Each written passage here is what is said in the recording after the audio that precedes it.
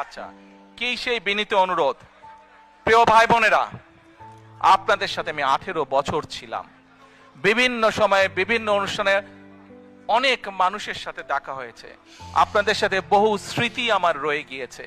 আপনাদের সাথে বহু দুঃখ কষ্ট আমি শেয়ার করেছি। আপনারা বিভিন্ন সময়, আমার বক্তব্যের শুরুতেই বলেছি, যুক্তরাজ্য সহ বিভিন্ন দেশের প্রবাসী, বিশেষ করে যারা জাতীয়তাবাদী, বাংলাদেশি জাতীয়তাবাদের রাজনীতিতে বিশ্বাস করেন, আপনারা বহু মানুষ বিভিন্ন সময় আমার পরিবারের, দলের বিপদের সময় আমাকে মানসিকভাবে সাহস দিয়েছেন, সহযোগিতা করেছেন, সমর্থন জুগিয়েছেন।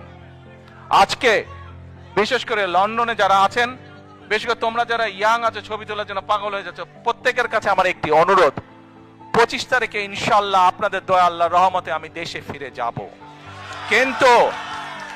কিন্তু এখানে উপস্থিত, এই ঘরে উপস্থিত প্রত্যেকটি মানুষের কাছে আমার অনুরোধ, দয়া করে কেউ আপনারা এয়ারপোর্টে সেদিন যাবেন না। দয়া করে কেউ আপনারা এয়ারপোর্টে যাবেন না আপনারা। কারণ এয়ারপোর্টে গেলে একটি হট্টগোল তৈরি হবে এবং মানুষ জানবে যে এরা সব বাংলাদেশি, এবং দেশের সুনাম নষ্ট হবে, দলের সুনাম নষ্ট হবে।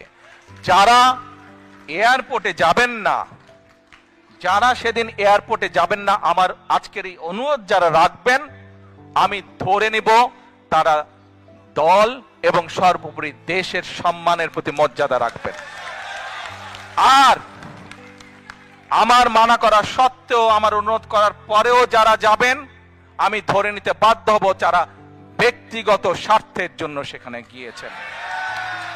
প্রিয় ভাই বোনেরা, সকলের কাছে দোয়া চেয়ে যাচ্ছি, আপনারা দয়া করে দোয়া করবেন, দেশনেত্রী খালেদা জিয়ার জন্য দোয়া করবেন।